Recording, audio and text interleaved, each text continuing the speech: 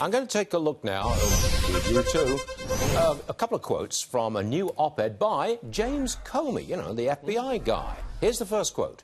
"It is idiotic to put a shot clock on the FBI.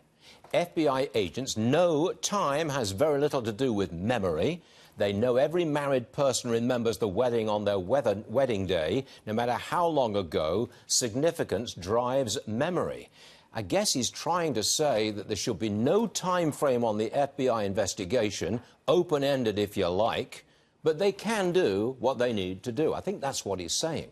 Bill Gavin is with us, former assistant FBI director in New York. First of all, Bill, why on earth are we listening to James Comey in the first place? Well, I suspect to it simply because he wrote an article, an op-ed piece.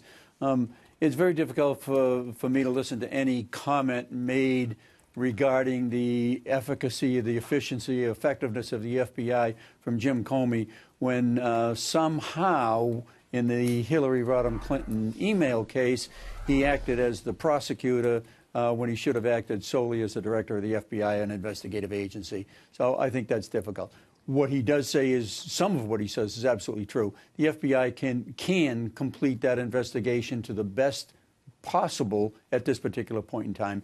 In a week, they'll have all the resources they can possibly garner to do what needs to be done in this particular case. Now, that's not to say, Stuart, that somewhere along toward the end of these interviews that they're doing, some other questions might arise that are going to take you outside that 1 week frame. That's always a possibility. But I think that what the FBI agents are so good at doing, they know how to pose questions. And what's more significant, Stuart, they now don't know how to interpret the answer to draft the next question immediately to the person that they're interviewing. So I'm sure that, you know, with now the interview of Ms. Rivera and anybody else that comes on the screen as a result of that interview, there'll be a lot of work to be done, but they'll put all their efforts that they possibly can into doing it. But the point is, they can do it in a week. Well, they can do it. Of course, the time frame depends upon the volume, Stuart, as we all know. And if, in fact, there is a limited scope on who has to be contacted, how many people have to be contacted, then, of course, they will use whatever. If it takes 1,000 resources to do it with analysts and support personnel and agents, they will get it done.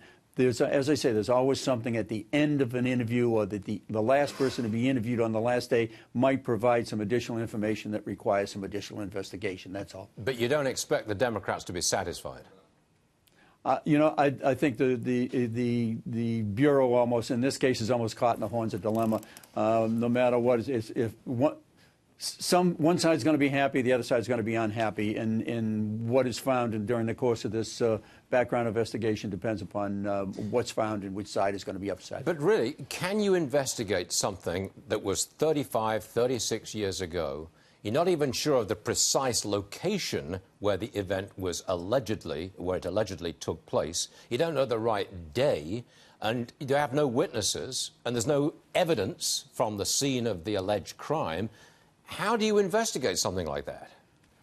Most of that is true, but take, for instance, if somebody during the course of this week, with the FBI working on it, starting on Friday last week, if in fact somebody remembers something that they didn't remember in prior interviews. But you're right, there is no forensic evidence. Nobody ever filed a complaint, a sexual abuse report.